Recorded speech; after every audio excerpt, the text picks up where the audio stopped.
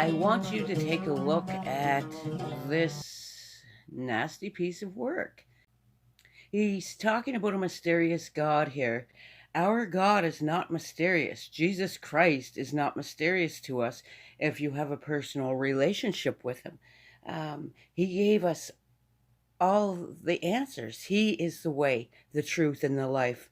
And no one can get to the Father but through Jesus. So when saying a mysterious unknown God, Jesus is not mysterious. He was here. I always find it funny how they have all this information about Nimrod, and I could go on, all those people in our King Jesus' time, but nothing of Jesus. I wonder why that is. Most likely because the Vatican is hiding every piece of information there is. They have 60 plus miles of information throughout the ages, and only by force. So, anyways, take a look at this reprobate. So do you believe in God? No. Okay, so you don't believe in God. The word is problematic. There are two kinds of gods in the world. And people tend to mix them. There is one God, the mystery God, about which we know nothing. The chief characteristic of this God is that he is mysterious, and humans can't understand and can't say anything about this God. And like people ask, who started the Big Bang? Or how did life start? And all the things that science doesn't know, people say, oh, this is God. And this is a mysterious God. The chief characteristic of the mysterious God is that we know nothing about him or her or it. And okay, pause right there. Take note how he said her or it. Okay, so he's not worshiping the same God we worship. Okay, we know lots about Jesus, and we know that he came to show us the way, how to live. He has given us a beautiful gift, and it was given freely, just as we give to him freely. So when he says these things, Jesus is not mysterious. I'm perfectly happy with this God. Then there is a completely The opposite Antichrist. kind of God, the concrete lawgiver God. And about this God, we know far too much. We know exactly what this God thinks about female fashion, about human sexuality, about who should you vote on elections, everything. And it's like a magic trick that you have a magician that tries to fool you, shows you one card, and then you don't notice it changes the card to some other card. So it's the same with God. When you ask people about God, they say, oh, it's a big mystery, and we don't know, and science can't explain this and that. Okay.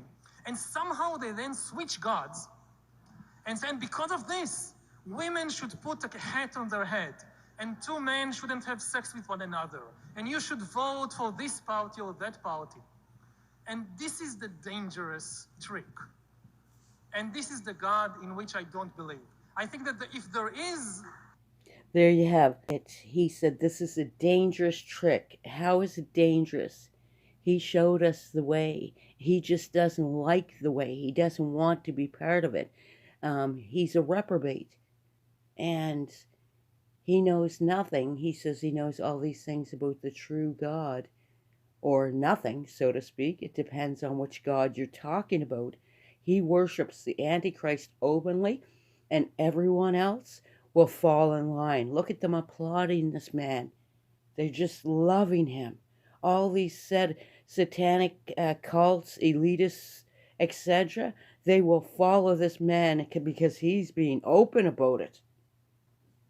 And while the Christians are being shoved into the background, we are now being made to speak code, and we are being made to remain silent. They are trying to silence us, but you know what? You can't silence the truth.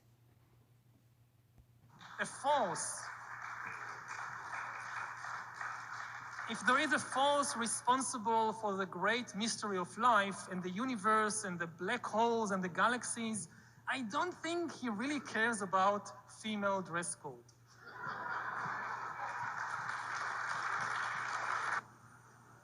Is this the purpose of life, Is this the purpose of life? as you see it? Well, I think that the key to a good life is to be able to observe reality as it is. To really what is the truth about myself and about the world without running away to all kinds of fantasies and stories and fictions.